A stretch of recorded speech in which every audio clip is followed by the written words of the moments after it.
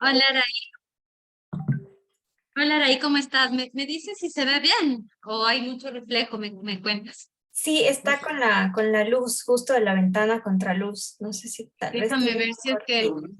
que estamos aquí Déjame, me pongo hacia este lado, me parece que puede ayudar. Ahí vemos. Estamos en el Vicente Rocafuerte. Ah, ok. Ahí, Ahí creo, ahí ¿no? está bien. Ahí, Sí. ahí Muchísimas estamos. gracias por aceptar esta entrevista. Sé que está por Guayaquil. Así es, ahorita me salí un rato de la mesa de diálogo con los gremios Muchas para atender gracias. esta entrevista. Muchas gracias. Precisamente tenemos dos temas por abordar. El primero es que vamos a sacar un especial del Día de la Madre con mujeres líderes.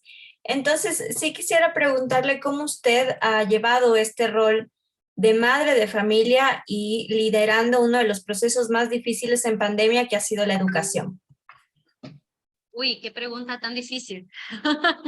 Bueno, Araí, yo soy mamá de una nena de 6 años, y ciertamente uno de los sacrificios y también no solo mío, sino de la familia y de toda la gente que me acompaña es precisamente este tiempo que uno quisiera pasar con los hijos para poder estar al servicio del país. Pero sin embargo, yo siempre procuro en todas las mañanas estar con mi hija para que pueda irse al colegio y despedirme de ella, darle el desayuno siempre que estoy en Quito y regresar a la casa en la medida de lo posible, siempre antes de que vaya a dormir y poder acompañarle en la noche para leer un cuento y poder conversar cómo nos fue en el día y conversar con ella y contarle qué es lo que estoy haciendo, porque esta decisión de estar al frente del ministerio es importante para mí, porque esta decisión es importante para ella y porque es importante que ella me apoye y que yo sienta que ella comprende lo que estoy haciendo. Pese a que es pequeña, ya los niños tienen mucha capacidad de comprensión de lo que implica un rol de este tipo y espero que algún día ella esté orgullosa de que tanto ella como yo hayamos aportado, porque para ella también esto implica un acto de generosidad para con el país, compartir su mamá con el país.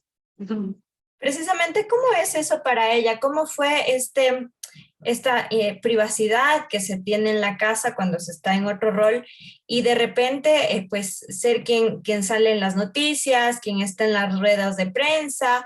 ¿Cómo ha sido para ella este impacto?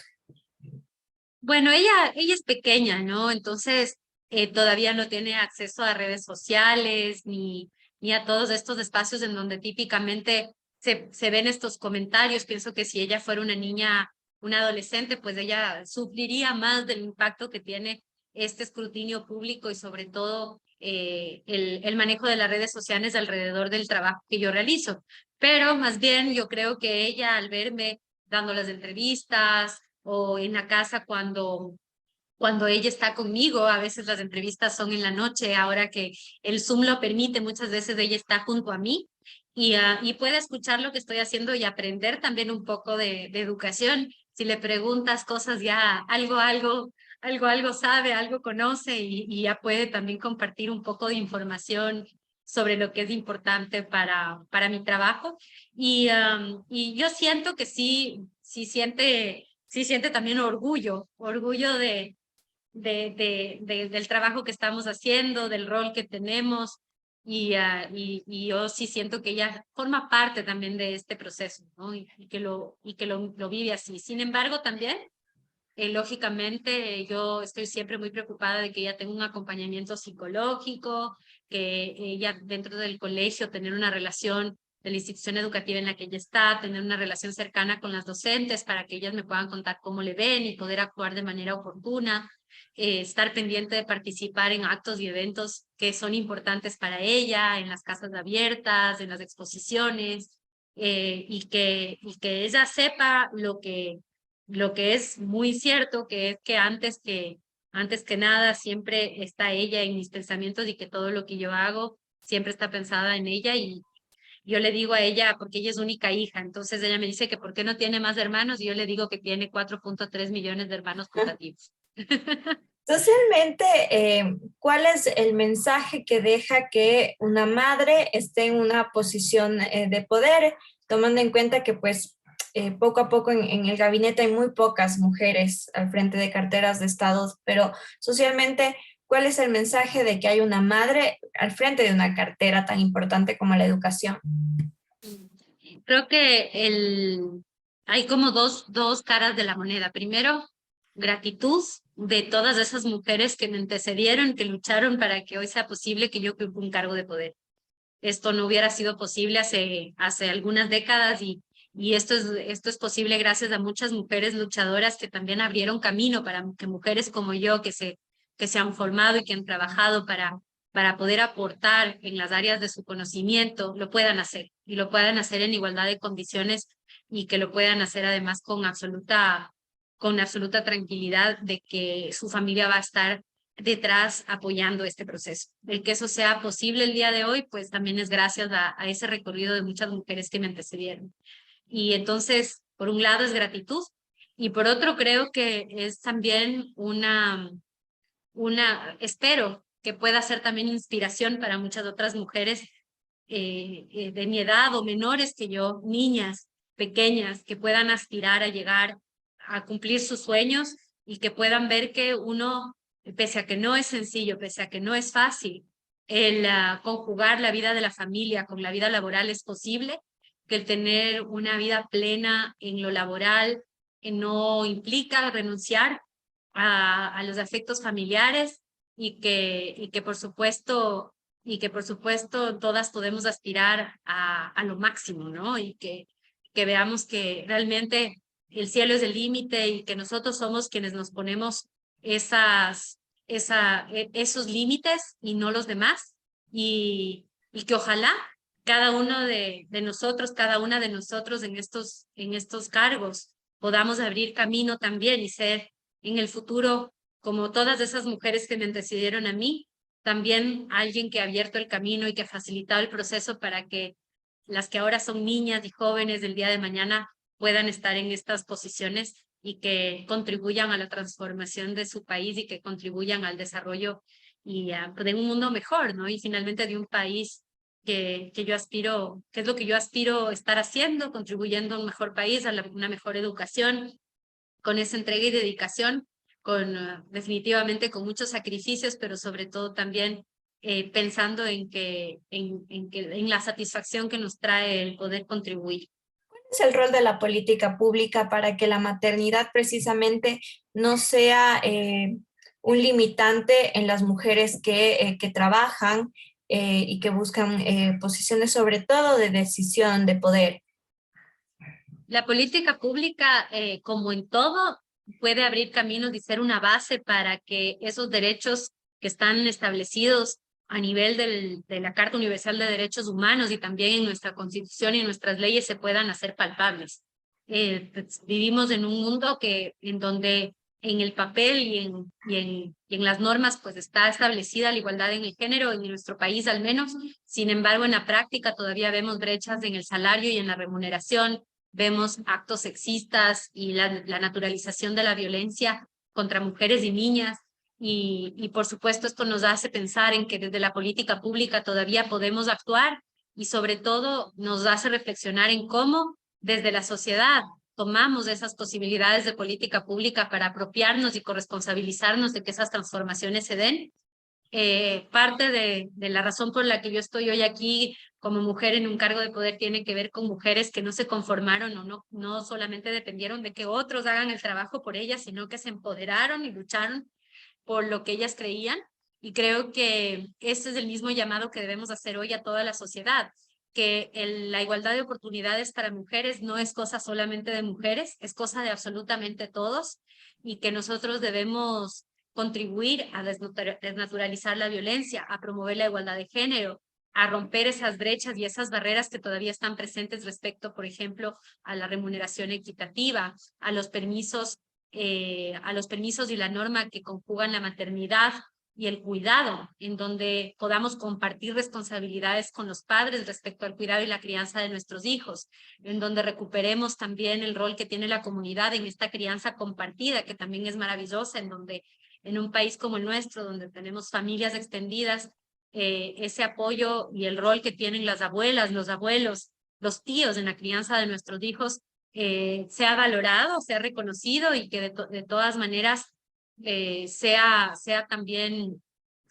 parte del cotidiano, de nuestra cotidianidad, que transparentemos también en la política pública ese rol que tienen las madres que deciden quedarse en la casa criando a sus hijos con el profundo respeto de esa decisión, porque también hay madres que han optado por ese camino, que es un camino totalmente loable, respetable y defendible, y el poder también posicionar que hay maternidades diferentes y diversas y que todas son dignas, todas son maravillosas y que cada una de ellas pues tiene su propia realidad, es un propio mundo y que en esa diversidad también es donde tenemos este valor tan enorme las mujeres, que estamos juntas pero al mismo tiempo somos distintas, somos diversas y tenemos cada una nuestros propios sueños y nuestras propias formas de ser madres, de ser amigas, de ser trabajadoras, de ser pareja y que bueno, cada una de nosotras construye nuestra propia forma de ejercer esta maternidad y este aporte a la sociedad. Y desde el sistema educativo, ¿cómo se está transformando esta visión hacia la maternidad? Una maternidad que usted la muestra, una maternidad deseada y después también una maternidad y una paternidad compartida. ¿Cómo se trabaja en el sistema educativo, que es al fin y al cabo la base de estas ideas sociales? Uno de los elementos que debemos trabajar en el sistema educativo es el entregar pues información a los niños y a las niñas de forma equitativa. Y creo que un paso enorme que se ha dado en el país es que existe igualdad de género en el acceso a la educación. Hay otros países en el mundo en donde todavía muchas niñas no van a estudiar porque se piensa que la prioridad de quienes deben educarse está en los niños varones, ¿no? Y en este caso, Ecuador es un país en donde los índices de acceso a la educación son bastante equitativos y que tenemos un acceso a una educación por parte de tanto niñas como niños de forma equitativa. Tan es así que tenemos en nuestro país 4.3 millones de estudiantes, 2.135.000 son niñas y 2.173.000 son niños aproximadamente. Y esto es básicamente la mitad y por lo tanto vemos que sí hay un acceso equitativo a la educación. Sin embargo, todavía debemos trabajar en elementos como los embarazos tempranos, embarazos de niñas y adolescentes, que son una de las primeras causas de abandono escolar a nivel de estudiantes a partir de los 14, 15 años. Vemos que no solamente para niñas, sino también para niños con paternidades tempranas. Esta es una de las primeras causas por las cuales ellos dejan de estudiar. Son padres a tempranas edades, madres a tempranas edades y por lo tanto priorizan el trabajo por encima de los estudios para poder sostener a sus hijos. Y esto es algo que debemos trabajarlo para que las familias veamos cómo culturalmente la edad en donde las niñas ya se hacen de pareja y que son madres no sea tan temprana, porque todavía tenemos comunidades en nuestro país donde hay embarazos a muy tempranas edades y en algunos casos incluso embarazos que son producto de violencia sexual, sobre todo cuando las parejas de estas niñas son impuestas, son mucho mayores que ellas, son mayores de edad cuando las niñas a veces tienen entre 13, 14 y 15 años.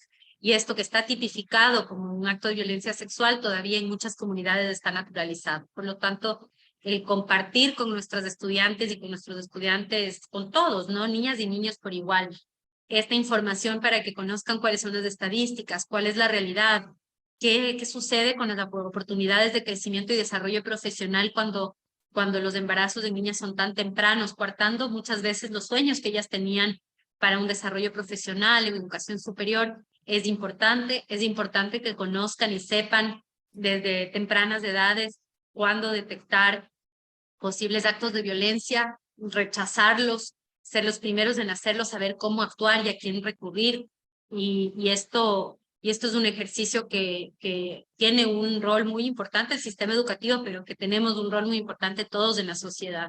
El poder visibilizar estos problemas, desnaturalizarlos, desmitificarlos. En muchos casos esto implica sí tomar un riesgo y nosotros salir de nuestra zona de confort. A veces es más fácil dar la vuelta a la cara y mirar hacia otro lado, como que no hubiésemos visto nada, pero lo valiente y lo correcto es buscar que esto cambie en nuestra sociedad y pensar siempre que esa niña, esa mujer pudo ser nuestra hermana, nuestra hija, nuestra madre, incluso cuando vemos que hay actitudes violentas, que hay actitudes sexistas, machistas, en contra de mujeres, a veces en el mismo espacio público, pensar qué haríamos si esa fuera nuestra hija, cómo actuaríamos y rechazarlo, ¿no? Porque muchas veces no lo hacemos y no lo hacemos porque nos sentimos incómodos y no queremos entrometernos en algo que no nos compete, pero en realidad nos compete a todos y debemos de entrometernos y debemos levantar la voz para que esto no siga pasando en nuestro país y dar ese giro para que no solamente esperemos que la política pública o alguien más haga algo al respecto, sino nosotros tomar también acción sobre nuestro entorno y en donde podemos nosotros también incidir. Así es. En cuanto a este tiempo compartido entre la familia y el trabajo, cómo se suplen aquellos momentos en los que no se está? ¿Cómo se llega a ese tiempo de calidad con los hijos? Bueno, yo creo que algo que es un consuelo, que a veces no sé qué tan cierto es para las mamás que tenemos horarios tan complicados, es mejor es tiempo de calidad que cantidad, pero yo realmente creo que es una mezcla de los dos. Por más de calidad que sea el tiempo, si es muy escaso, es una oportunidad perdida y es difícil y es un sacrificio. Y hay que reconocerlo porque también uno ve eso en el impacto de la crianza de los niños y uno mismo desearía tener más horas en el día para pasar más tiempo con ellos. Pero ciertamente ese tiempo que uno pasa, estar presente, el tratar de desconectarse por un momento del trabajo y poder, como te decía hace un rato, leer un cuento, preparar una comida, tener una conversación, el poder en algún fin de semana compartir un momento de hacer deporte, de pasear, de ir a una obra de teatro, de ir al cine, de hacer alguna actividad cultural, que crear estas memorias y estos momentos que también sean momentos que se afiancen en las vidas de nuestros hijos y que contribuyan a su desarrollo. Ciertamente balanceando aquello que buscamos mucho de las mamás de niños pequeños, que es una rutina, con romper esa rutina con actividades que generen memorias que durarán toda una vida. Eso al menos es lo que yo trato de hacer, buscar ese equilibrio entre una rutina que les dé seguridad, los niños necesitan rutinas y límites, pero romper a veces de esa rutina y esos límites con actividades diferentes, estimulantes, que generen memorias y recuerdos que perdurarán en el tiempo. Finalmente, señora ministra, ¿cómo el retorno a las aulas tiene un impacto sobre todo en las mujeres, en las madres que han tenido que asumir este rol dentro de la pandemia? ¿Cómo este retorno, que ha sido exitoso porque no ha habido casos de brotes, ha impactado en las mujeres y madres? Bueno, yo pienso que y conversando y viendo las evaluaciones y las investigaciones que hemos hecho con madres y padres de familia respecto al retorno a la presencialidad, hay una actitud sumamente positiva y yo veo eso también en mi caso. Muchas madres que tuvieron que convertirse casi en docentes de sus hijos, tratar de acompañar ese proceso educativo y que a lo mejor no tenían esa vocación de educadoras, que tuvieron que hacerse maestras durante la pandemia, el volver pues a recuperar ese rol de mamá versus el rol de maestra es algo bueno, es algo satisfactorio porque nos da también habrás escuchado algunas mamás que dicen es una cosa menos por la cual vamos a tener conflicto con nuestros hijos y ya en la casa estamos siempre en los procesos de crianza y buscamos generar hábitos y valores y los docentes nos ayudan a compartir la carga de al menos ir desarrollando aquellos aspectos académicos y muchas madres se sintieron muy abrumadas por tener que asumir o ellas sintieron que tenían que asumir también la responsabilidad sobre el desarrollo académico de sus hijos. Entonces es volver a tener ese rol más maternal, más más de la rutina de la casa para que exista este complemento entre escuela y familia. Otro elemento es el trabajo. Muchas madres dejaron de trabajar, dejaron sus trabajos habituales para poder dedicarse al cuidado de sus hijos y fueron las mujeres las más afectadas en cuanto al tema laboral. perdieron trabajos o dejaron de trabajar durante la pandemia, muchas veces por decisión o elección propia, pero también otras porque fueron obligadas a hacerlo. Y ahora con el regreso de los niños a clases, esas pueden recuperar su actividad económica o sus estudios. Muchas madres que estaban estudiando y dejaron de hacerlo para también dedicarse al 100% al cuidado de sus hijos, no porque necesariamente era su elección de vida, sino porque se vieron obligadas a hacerlo durante la pandemia. Entonces, el poder ver que la institución educativa puede recobrar ese rol de aliado de las madres y también los papás, para que puedan ellos desarrollarse profesionalmente, desarrollarse intelectualmente, mientras sus hijos también lo hacen en el entorno educativo, para que volvamos a la casa un poco descansados. También vimos durante la pandemia que también hubo un incremento de la violencia intrafamiliar. Y esto en muchos casos tiene que ver con el cansancio. Cuando estamos encerrados, pocas personas en un mismo ambiente sin posibilidad de despejarnos, a veces caemos en rutinas de depresión o inclusive de ira, de violencia o de sentir impotencia, y esto se traduce también en un ambiente que es nocivo para nuestra familia, para nuestros hijos, pero para nosotros también. Y el poder volver a salir, el normalizar nuestra actividad, sin duda contribuye a que estemos mejor nosotros en nuestra salud mental también. Los adultos cuando los niños están en su espacio y tienen un momento para estar con niños, y los adultos también un momento para estar con otros adultos, para desarrollarnos, tener conversaciones de adultos, como se dice coloquialmente, y sobre todo estos momentos de esparcimiento que nos hacen tener esa ilusión de volver a la casa para ver a nuestros hijos y romper esa rutina, ¿no? Finalmente, señora ministra, un mensaje para las mamás de los 4.3 millones de hermanitos.